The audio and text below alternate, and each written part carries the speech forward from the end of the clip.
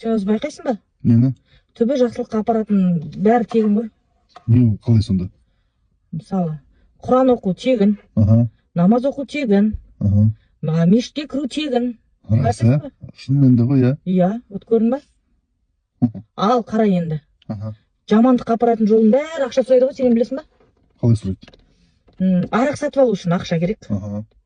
Наркотик алатындар ақша төлейді. Дұрыс па? Азартный игры ойнайтындарға тоже ақша керек.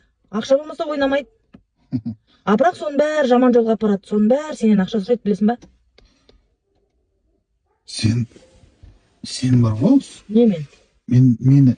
Сен жақсылыққа апарасың ба, не жамандыққа апарасың ба? Мен, конечно, жақсылыққа апарамын сені. Сен де ақша сұрай бересің ба менен? Мен керек нәрсеге сұраймын да, үйге сұраймын да мен. Немене, наркотик аламын ба? Жоқ, енді факт бойынша сен ақша сұрайсың ғой? Ол ақша сұрайды, сен де ақша сұрайсың. Иә, мен сұраймын ақшаны, бірақ мен үйге сұраймын. Қайда сұрасаң да әйтеуір ақша сұрап тұрасың ғой? Кетші, шатастырмашы мені наркотиктермен бірден келмейді. Мен сен шатастырып жатқан жоқпын, сен менен ақша сұрайсың.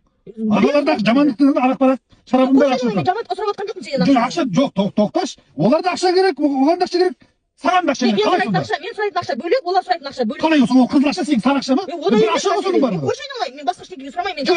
Неменеге сен менен енді кекелесіп тұрсың енді? Анау ақша, мынау ақша. Дұрыс қой, енді жамандыққа баратындар ақша ғой. Жоқ, сен де ақша сұрайсың ғой менен. Қойшы.